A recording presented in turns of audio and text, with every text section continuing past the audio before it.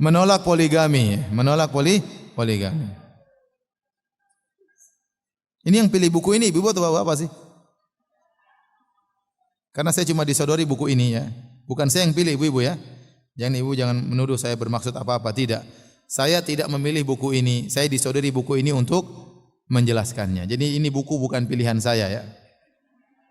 Tapi kita sampai pada pembahasan inti di antara dosa-dosa ibu-ibu menolak poligami. Ibu-ibu tenang ya, tenang. Dan memerangi syariat poligami. Bahkan sebagian dari para istri menganggap tindakan poligami suami sebagai pengkhianatan, Masya Allah, terhadap istrinya dan melakukan kejahatan yang besar terhadap hak istri. Pengkhianat, ya. Kriminal. Padahal Allah berfirman, "Wa ma kana lil mu'minin wala mu'minatin idza qadallahu wa rasuluhu amran an yakuna lahumul khiyaratu min amrihim." Tidak pantas bagi seorang lelaki mukmin dan tidak pantas bagi seorang wanita mukminah jika Allah dan Rasulnya telah memutuskan suatu perkara, mereka masih punya pilihan yang lain. Wa may ya'sillaha wa rasulahu faqad dhalla dhalalan mubina. Barang siapa yang maksiat kepada Allah dan Rasulnya, maka sungguh dia telah sesat dengan kesesatan yang nyata. Ibu-ibu, kalau tidak suka dengan poligami, itu suatu yang tabi'i, suatu yang natural. Wanita tidak ingin dimadu, tidak ingin cintanya dibagi. Ya. Dia bilang pada suaminya, "Mas, saya tidak ingin cintamu dibagi." Sampai ada seorang berkata, "Kalau saya tidak bagi-bagi cinta, memang persediaan cinta saya banyak."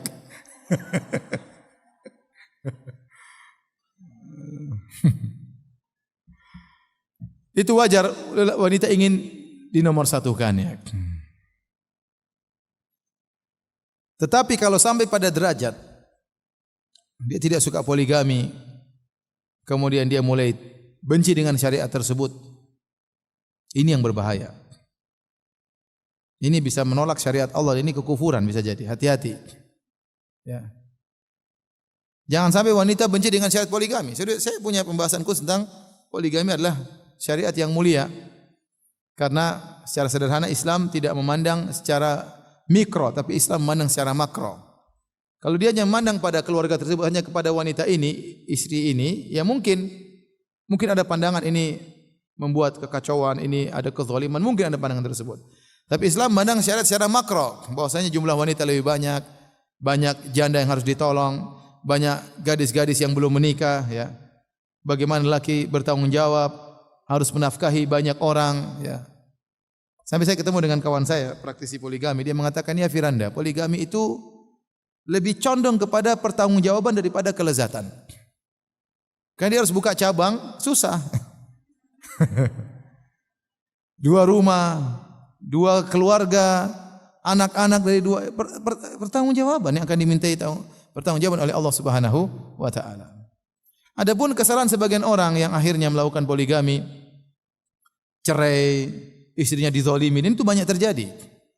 Ini membuat citra poligami rusak. Sehingga sebagian wanita tidak mau dipoligami, kata dia, "Abi, lihat itu si fulan habis poligami, coba." Istrinya tambah bengkak, sering ditampar ya. Kemudian itu habis poligami, lihat cerai. Itu habis poligami, anaknya enggak ada yang ngurus. Itu habis poligami, utangnya tambah banyak. Kita bilang jangan lihat contoh-contoh yang gagal. Nabi suruh kita melihat contoh yang benar.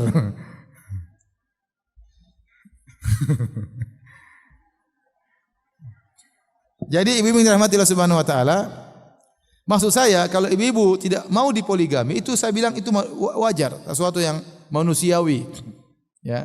Tapi jangan sampai kebencian ibu terhadap tidak ingin dipoligami kemudian mengantarkan pada benci terhadap syariat Allah Subhanahu wa taala. Termakan dengan propaganda orang-orang kafir. Lihat orang-orang kafir apa? Mereka lebih rela suaminya berzina daripada menikah lagi. Sebagian wanita, dia sudah dapat kebahagiaan. Mungkin kebahagiaan dia berkurang gara-gara suaminya poligami. Namun gara-gara dia mengikuti hawa nafsunya, otaknya yang buntu, dia minta diceraikan. Akhirnya apa? Jadi pembantu di rumah temannya. Bayangkan. Sebelumnya dia ratu di rumahnya, meskipun ratu pertama, ya. Ada ratu kedua lagi. Tapi lebih baik jadi ratu daripada jadi pembantu di rumah temannya. Lebih baik jadi ratu meskipun ada ratu kedua daripada dia kemudian tidak menjadi ratu sama sekali. Tidak ada yang menengoknya, tidak ada yang mengayominya, tidak ada yang mengajak dia jalan-jalan, ikut hawa nafsu. Oleh karenanya saya perinci lagi, wanita yang tidak mau dimadu itu tabiat seorang wanita. Tapi jangan sampai ketidakmauannya tersebut mengantarkan dia benci kepada syariat apa? Poligami. Dan ini bahaya, menolak syariat Allah dan bisa jadi merupakan kekufuran. Ya bilang aja saya setuju dengan syariat poligami bagus, tapi jangan kamu yang poligami. Misalnya ya. Saya tidak siap misalnya. Kadang bahasa-bahasa tersebut. Saya tidak siap. Saya tidak rela banyak orang yang gagal misalnya. Tapi jangan bilang poligami itu zalim, syariat poligami itu begini, enggak boleh. Hukumnya haram. Hukumnya haram. Sudah cukup, jangan panjang lebar ya, bahaya.